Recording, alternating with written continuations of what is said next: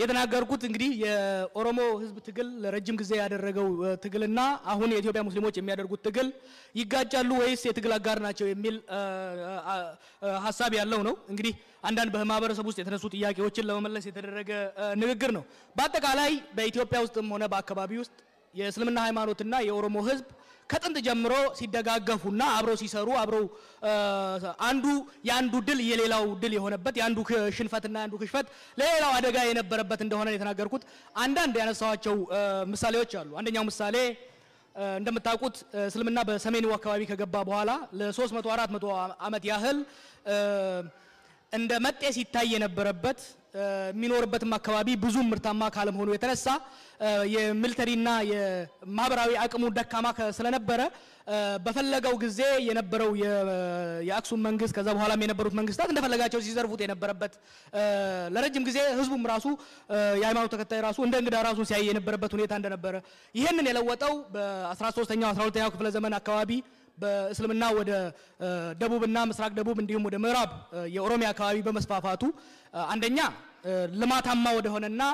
ምርታማ ወደ ሆነ አካባቢ መምጣቱ የኢኮኖሚ አቅሙን አጠናከረው። ሁለተኛ የኦሮሞ ማህበረሰብ እንደምታውቁት በገዳ ስርዓት የተጠናከረና ራባዶሪ በሚባል የመከላከያ ኃይል ያለው ስለነበረ እስልምና ወደዛ አካባቢ መምጣቱ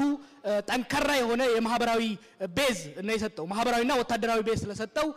እየተጠናከረና ግብር አልከፍልም እያለ ራሱን እንደ ሀገሬ ነው የሚል ስሜት እየተሰማውና ከሌሎች በአካባቢው የነበሩ የክርስቲያኑም ሆኑ ሌሎች መንግስታት ጋር ወደ ፍጥጫ ውስጥ የገባበትና የራሱን ሉዓላዊነት ያስከበረበት ሁኔታ እንደነበረ በ16ኛው ክፍለ ዘመን በተደረገው በክርስቲያኑና በክርስቲያን መንግስት ወይም ደግሞ በአቢሲኒያ መንግስትና በሱልጣኔት በአደን ሱልጣኔት መካከል በተደረገው ግጭት ውስጥ ፖርቹጊዞች መጥተው ከዛ አካባቢ እስልምናን ጠራርገው ለማውጣት የነበራቸውን እድል ያስቀረው የኦሮሞ በስፋት ወደዛ አካባቢ መንቀሳቀስና ያለው የራባዶሪ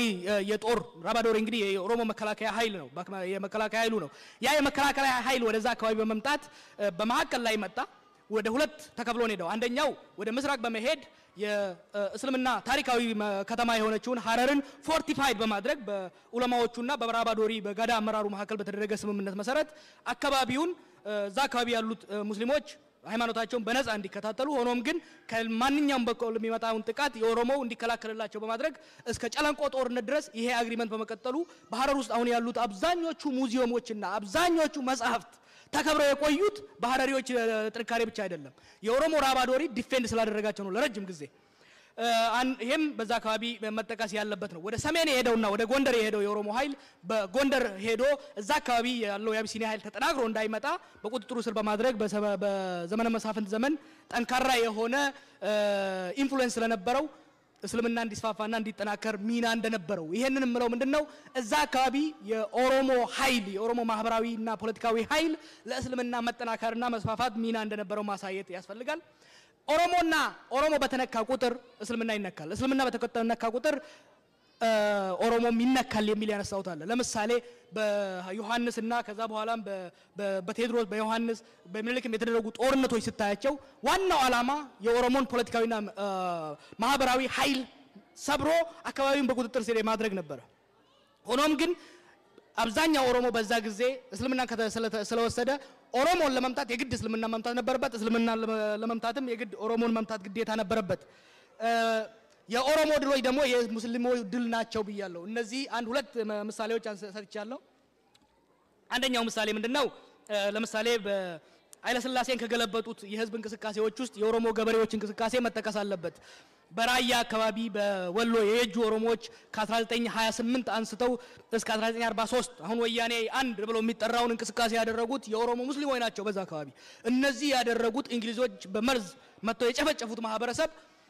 ከዛም በኋላም በባሌ አካባቢ በሐረርጌ አካባቢ በአርሲ አካባቢ የተደረገው የኦሮሞ ህዝብ እንቅስቃሴ የንጉሱ ወንበር አንቀጥቅጦ ከስልጣን ላይ ሲወረውረው ምን ተፈጠረ? መጀመሪያ በኢትዮጵያ የሚኖሩ ሙስሊሞች ሲባል የነበረው የኢትዮጵያ ሙስሊሞች ሆኑ ማለት ነው። የኦሮሞ ድል ለሙስሊሙ ድል የሆነበት ሁኔታ ነው ያለው።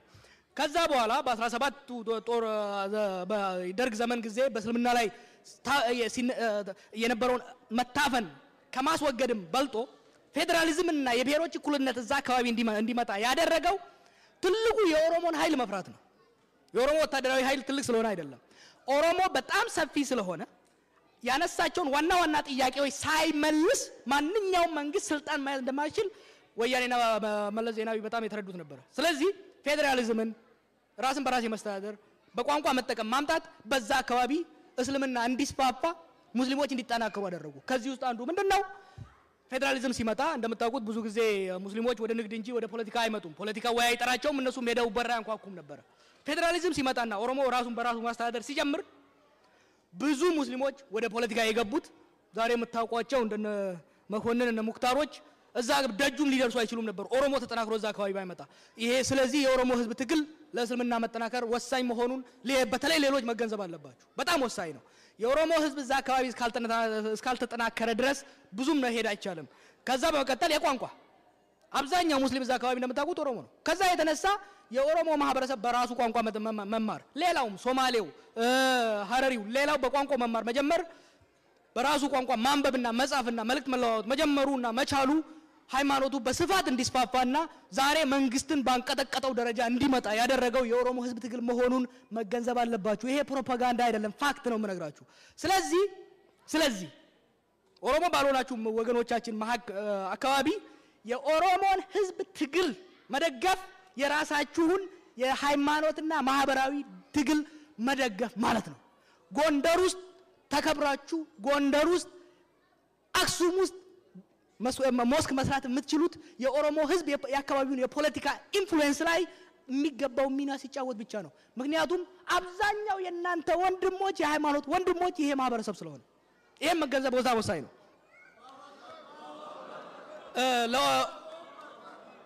ለኦሮሞዎች የምምለው ምንድነው እኔ ስለ እስልምና ብዙ መናገር የጀመርኩት ከጎንደር የመጣ ጓደኛን ስላገኘው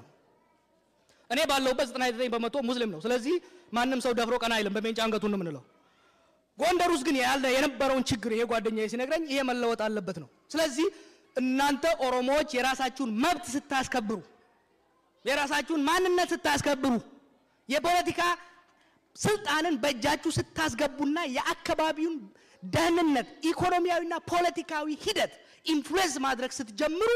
ጎንደር ያለው የሃይማኖት ወንድማችሁ ይከበራል ትግራይ ያለው የሃይማኖት ወንድማችሁ ይከበራል እናንተ ኦሮሚያ ውስጥ ደካማ ሆናችሁ ልፍስፍን ሆናችሁ ተከፋፍላችሁ ተዳክማችሁ የእናንተ መሬት ህንድ እየቸበቸበው የሚኖር ከሆነ እናንተ ብቻ አይደለም የምትናቁት ከእናንተ ጋር የሃይማኖት የሚጋራው ሶማሊያ ያለው ጅቡቲ ያለው ሁሉም ይናቃል ሃይማኖታችሁ ማስከበር የምትችሉት እንደ ሙስሊምና እስላም እዛ አካባቢ መከበር የምትችሉት ይሄንን ህዝብን ለመከፋፈል አይደለም የአካባቢው ፖለቲካ በብሔር የተከፋፈለ ነው እንደ ብሔር ጠንካራ ሆናችሁ የራሳችሁን ጥቅም አስከብራችሁ የወንድሞቻችሁን ጥቅም ለማስከበር ስትንቀሳቀሱ ብቻ ነው ከተዳከማችሁ እንደ ኦሮሞ ከተዳከማችሁ ለሌላውም ጠንቅ ነው የምትሆኑት ላያቢሊቲ ነው የምትሆኑት እንደ ኦሮሞ ከተጠናከራችሁና የአካባቢውን ፖለቲካ ኢንፍሉዌንስ ማድረግ ከቻላችሁ ለሌላውም ኩራት ተገን እንደ ገዳው ዘመን እንደ ራባዶሪው ዘመን ድጋፍ ተገን ልትሆኑ ትችላላችሁ አመሰግናለሁ ኡልፋ አላሁ አክበር ዳገለቶማ ነገያና ጅራዳ ሲዲን ጃለን